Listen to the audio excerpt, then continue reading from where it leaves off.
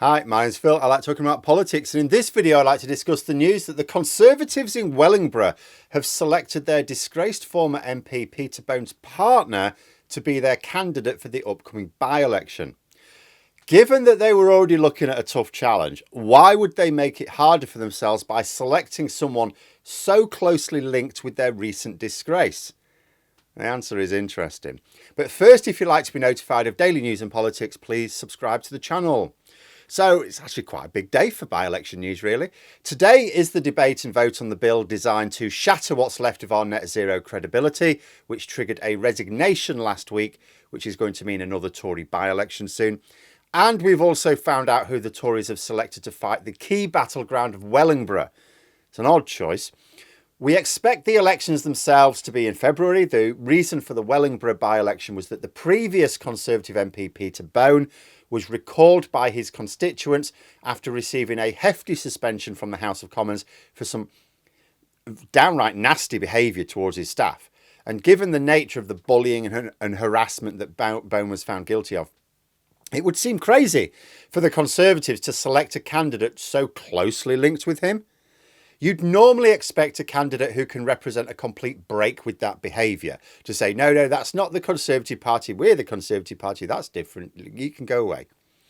For example, the Conservatives defended their election losses last year by blaming the association with previous MPs, with particular criticism of Nadine Dorries in Mid-Bedfordshire. Oh, we only lost Mid-Bedfordshire because Nadine Dorries' behaviour is absolutely beyond the pale.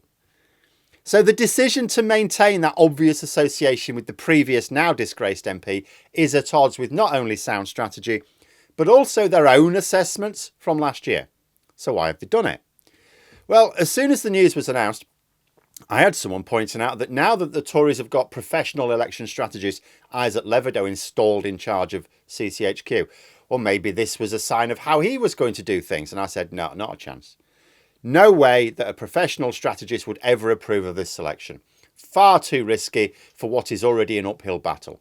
Like, if it was a genuinely safe seat, yeah, sure, select whichever loony you like, but not in a marginal. And never mind the 2019 results, this is a marginal for the next election. But before I go over the reported reason for this, which very much fits the facts, just briefly, let's look at why this matters for Sunak. This by-election, it's not just binary in terms of you win it or you lose it. Yes, if they win it, they won't care by how much, just like in Uxbridge. But if they lose, as is almost certain, the scale of the loss matters. And if Sunak is going to convince the party that he can win the election, this is the sort of seat he needs to win in the general election. So it's the sort of seat he has to at least show progress in for the by-election. If he can't show progress, then he's not making progress. So a larger than expected defeat is really bad news for Sunak. The Tories already face numerous factors against them. First of all, this is not a long-term safe Tory seat. It's a Conservative-leaning bellwether seat. That is to say, although it is Conservative most of the time, it has a habit of flipping to Labour when they are in the ascendancy nationally. As a result, without any poor behaviour from the Tory MP, it was likely to go Labour at the next election anyway. Second, because we're gearing up for a major push to kick the Tories out, there's a lot of campaigning going on to persuade people to vote tactically against the Conservative candidate. We've seen the positive effect of this campaigning in previous by-elections. And unlike in Mid-Bedfordshire, for example, the tactical vote here is really clear. Third, Reform UK are sending a high-profile candidate to maximise vote drain from the Conservatives, as I discussed last week. So to select a candidate so closely linked with an epic sleaze monster means the potential to encourage even more Conservative voters to at least stay away on polling day. Although nobody will blame his partner Helen Harrison for Bone's behaviour, of course not. Because he and those close to him are denying it, that'll put off some Conservative voters with a more functional moral compass. It's not even like they're saying, oh yeah, he's guilty, yeah, we don't approve of that behaviour, we represent something different. No, he's denying it, and they're going along with that denial. Why didn't the Tory leadership block her candidacy? It was absolutely baffling. I was trying to find out if there was any local intelligence that might give a hint.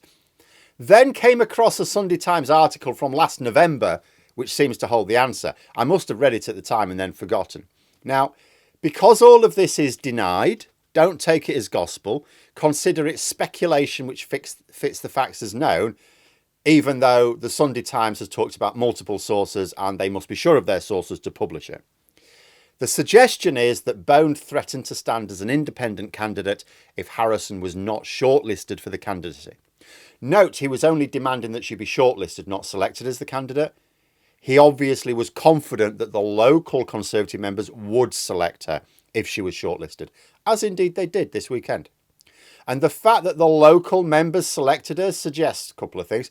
First, that they believe his denials. It's worth noting, as I said, Bone is protesting his innocence, despite the confidence which the Standards Committee had in the evidence.